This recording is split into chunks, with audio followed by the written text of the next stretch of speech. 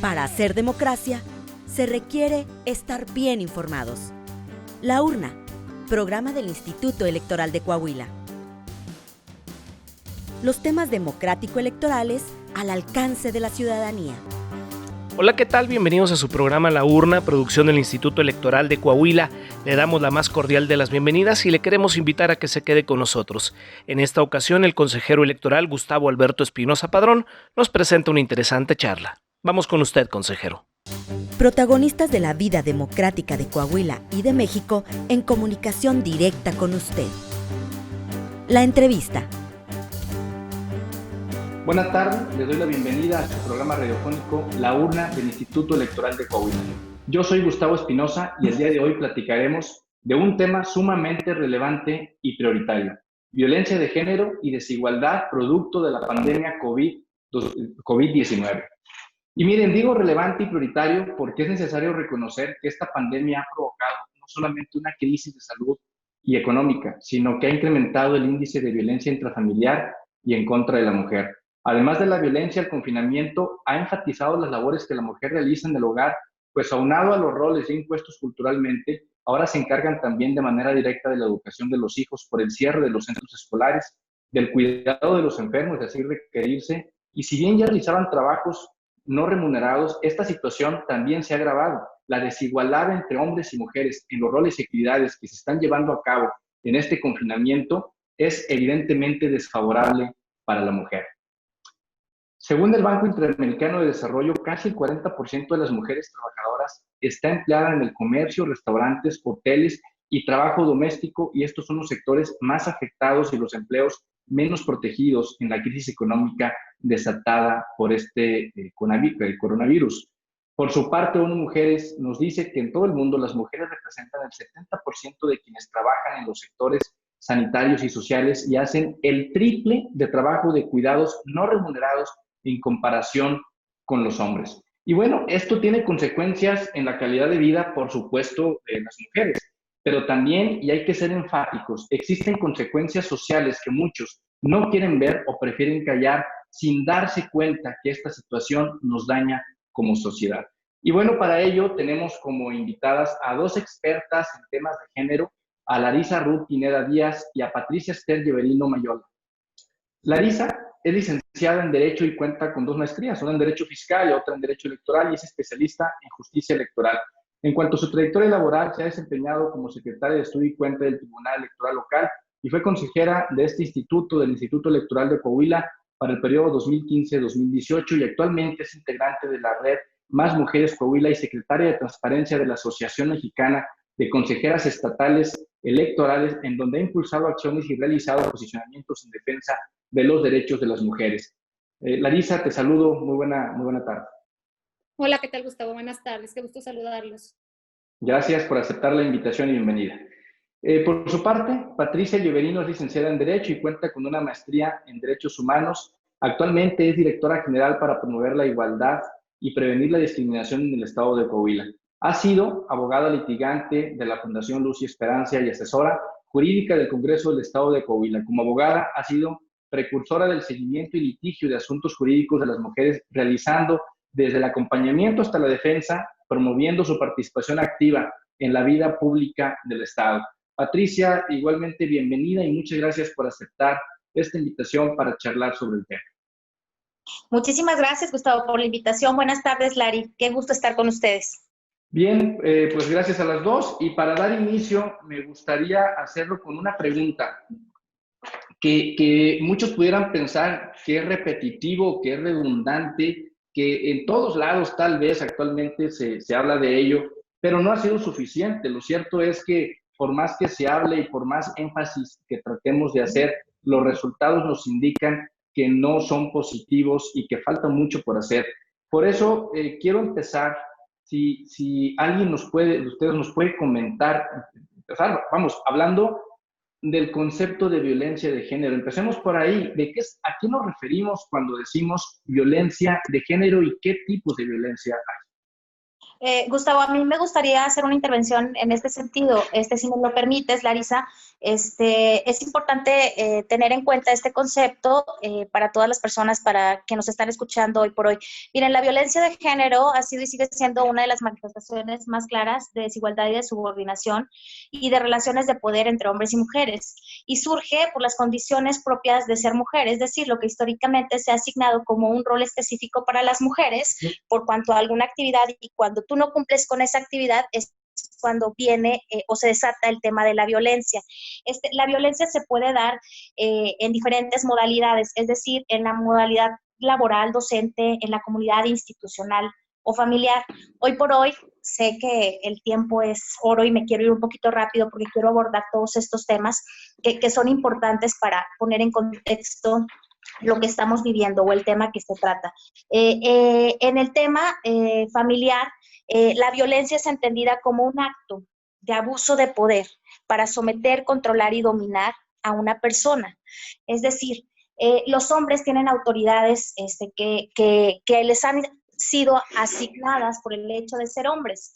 Y entonces, cuando esa autoridad es desafiada, se genera un acto agresivo que tiene por objeto controlar a la otra persona, que en este caso son las mujeres. Los tipos de violencia que hoy surgen son la violencia física, la violencia emocional, la violencia sexual, la violencia patrimonial y la violencia económica.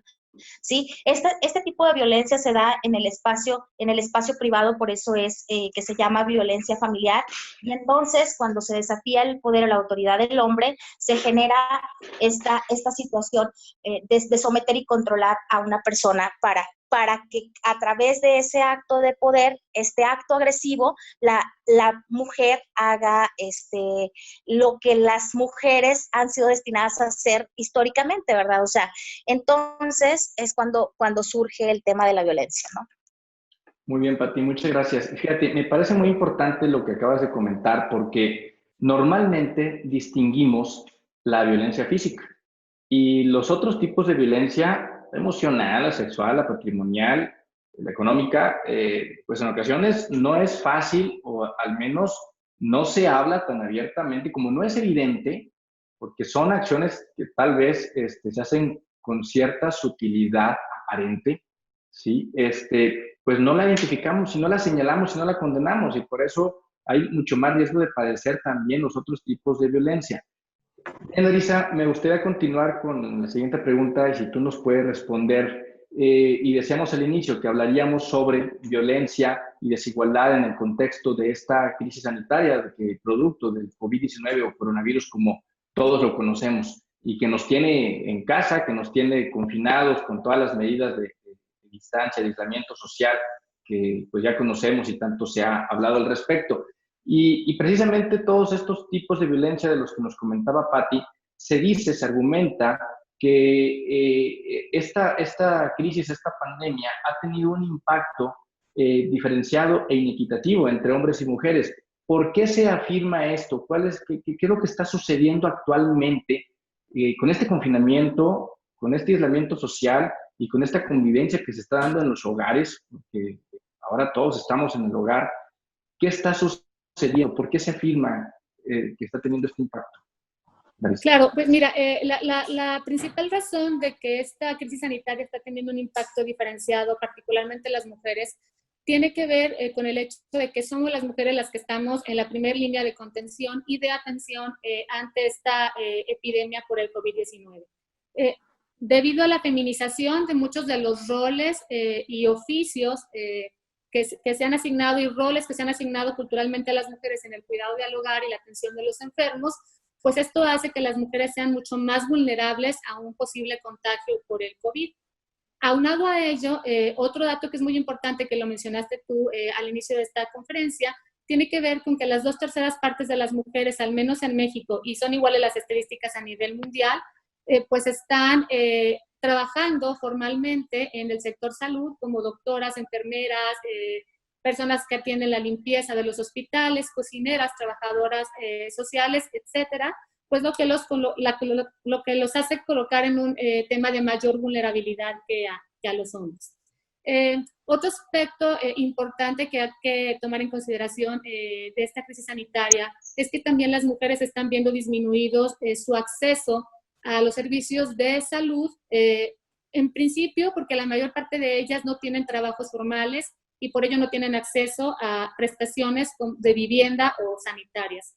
Y pues otro punto muy importante que ha indicado la Organización Mundial de la Salud tiene que ver con que debido a la saturación de los hospitales por el COVID, las mujeres no están teniendo acceso a sistemas anticonceptivos, lo que evidentemente va a generar un mayor incremento de embarazos no deseados durante el COVID y de pues abortos espontáneos provocados por la falta de atención o de cuidados prenatales y postnatales.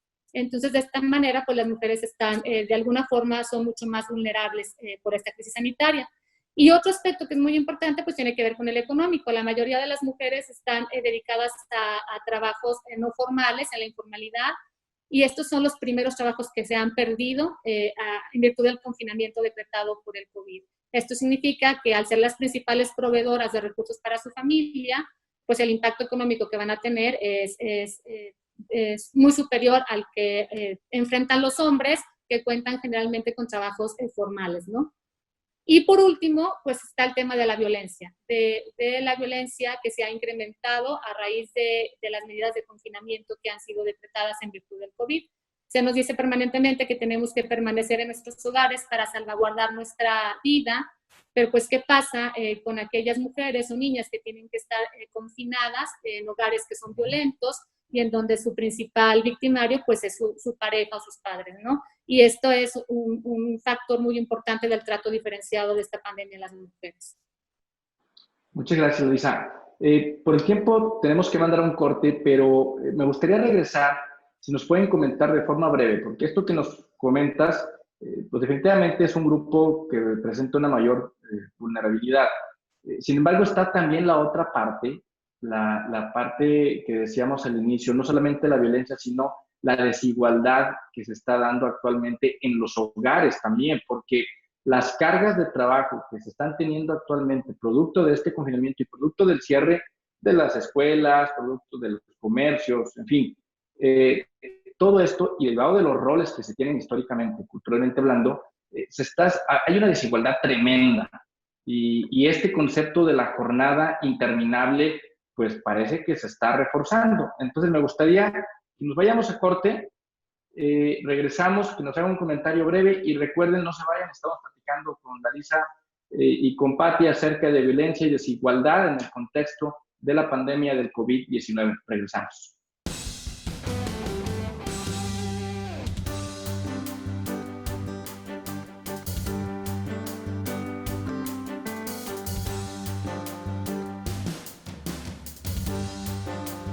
Bien, regresamos.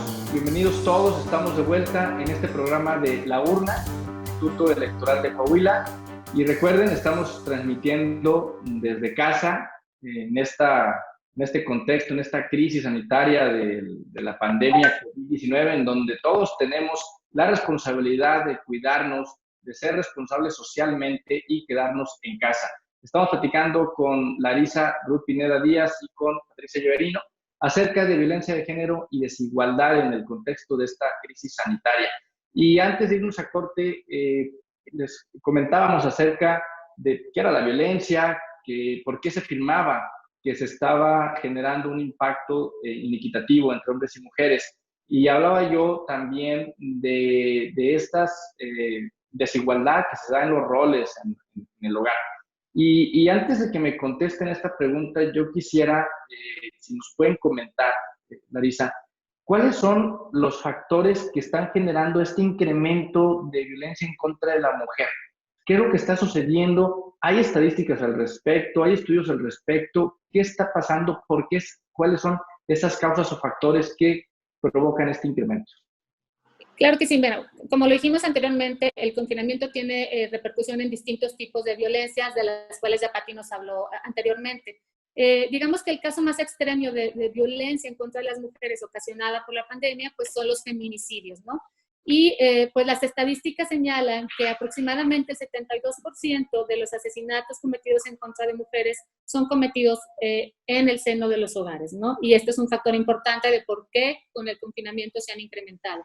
De igual forma, aproximadamente un 52% es perpetrado de estos feminicidios por las parejas o exparejas de las mujeres, con quienes están siendo obligadas a permanecer bajo resguardo en sus hogares. En lo que va de la cuarentena ocasionada por el COVID en nuestro país, que es del 6 de marzo al 14 de abril, se han reportado 209 asesinatos en contra de mujeres, de los cuales 163 han sido catalogados como homicidios y 16 de estos han sido perpetrados en contra de menores de edad. Y bueno, de igual forma, los feminicidios no son los únicos tipos de violencia que se han incrementado en virtud del confinamiento, ¿no? Como tú lo decías, la sobrecarga de trabajo que estamos experimentando las mujeres, que estamos haciendo trabajo desde casa, pero a la vez haciendo la limpieza, cuidando a los hijos, tiene un impacto diferenciado porque las mujeres dedicamos un 2.6% más de tiempo que los hombres a los cuidados de la casa, del hogar, de los hijos, ¿no? Y esta también es otro tipo de violencia. De igual forma, la violencia económica se ha incrementado porque hay muchos padres que han suspendido los pagos de las pensiones alimenticias para sus hijos con pretexto de la situación económica que se está viviendo por la pandemia. Y otro aspecto que es importante tiene que ver con el ciberacoso.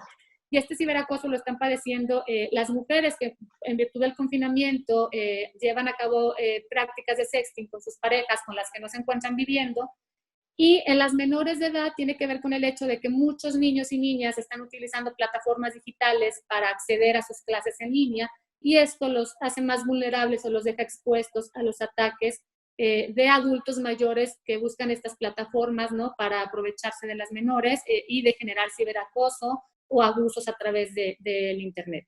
Muy interesante lo que nos comentas, Larisa, y yo quisiera preguntarte si existe estadística también, digo que me parece interesante observar si se ha incrementado el número de llamadas al 911 por este concepto de violencia familiar o violencia pareja o violencia en contra de la mujer, porque creo que sería uno de los datos estadísticos que se tienen que tomar en cuenta para ver también si se está denunciando esto. Sí, en efecto, Gustavo. Hace pocos días la secretaria de Gobernación, Olga Sánchez Cordero, en medios de comunicación, afirmó o reconoció que se ha incrementado hasta en un 25% de algo que están específicamente por cuestiones de violencia ejercida en contra de ellas. Y de igual forma, la Red Nacional de Refugios mencionó que ha habido un incremento de hasta un 60% en las solicitudes de ayuda en virtud de actos violentos que han sido cometidos en el seno de sus hogares.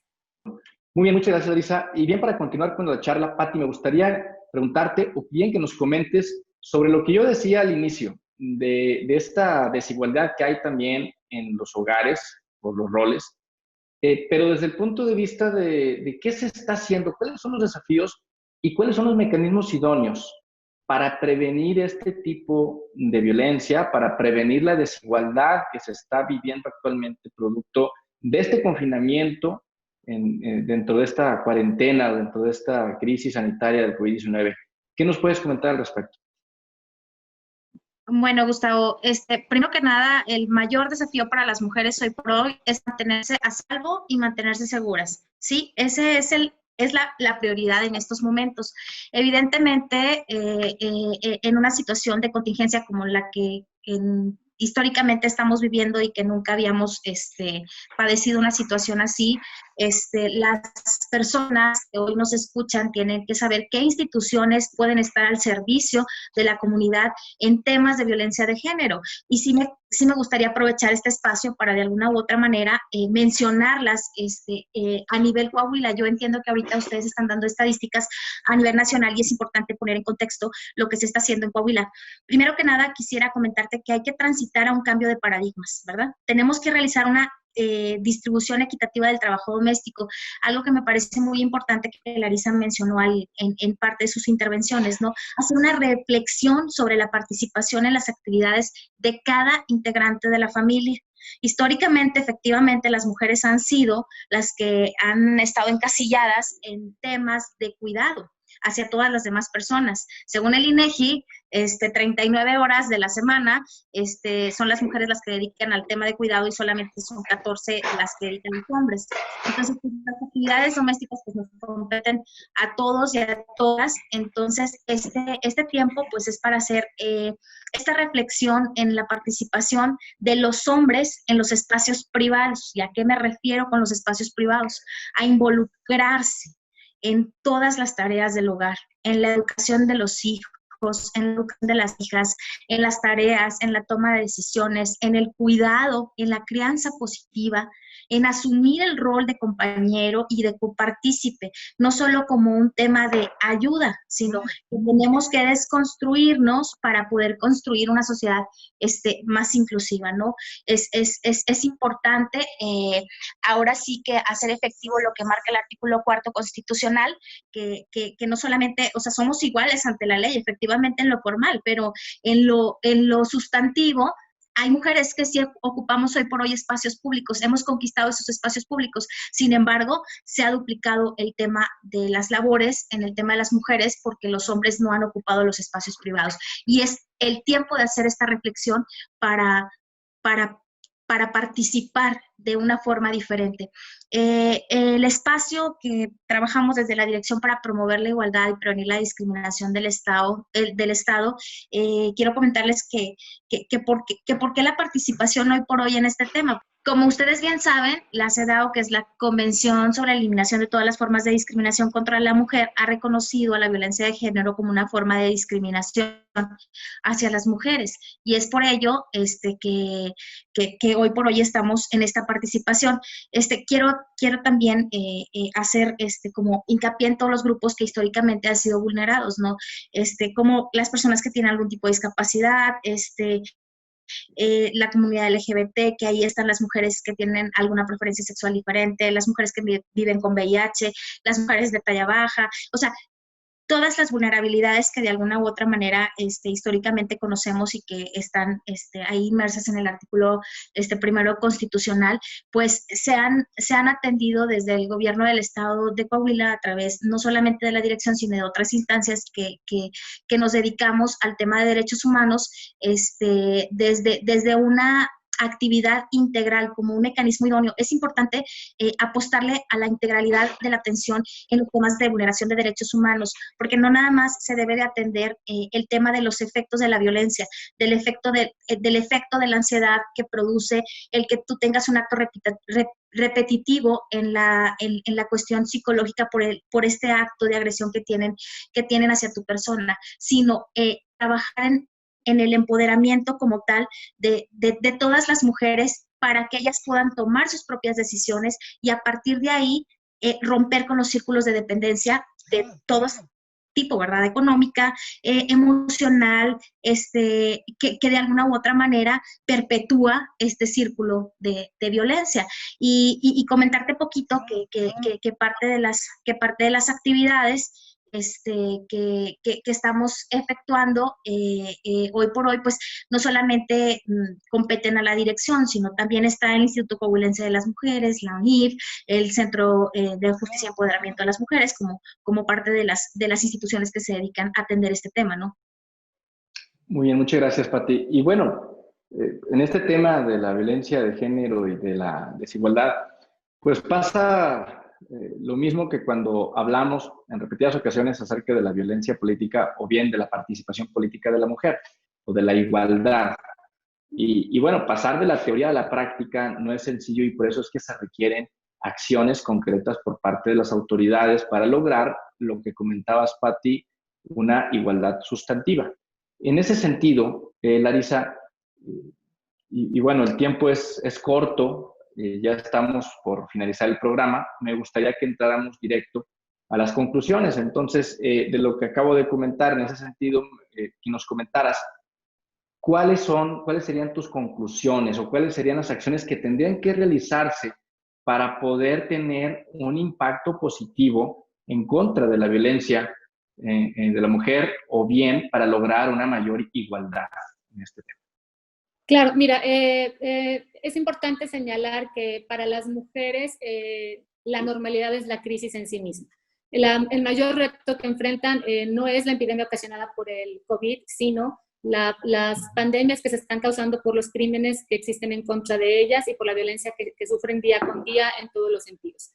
De esta manera, la ONU ha elaborado una serie de recomendaciones que tienen que ver con la atención del COVID, tomando como en cuenta la perspectiva de género, ¿no? Y entre estos factores importantes está la generación de bases de datos estadísticos que estén desagregados por género, para poder de verdad conocer de qué forma está impactando esta enfermedad de manera diferenciada a las mujeres. No solamente tasas de infección de las mujeres, sino del trabajo doméstico que realizan, de la violencia sexual y doméstica que se está generando. Este es un aspecto muy importante, conocer datos estadísticos.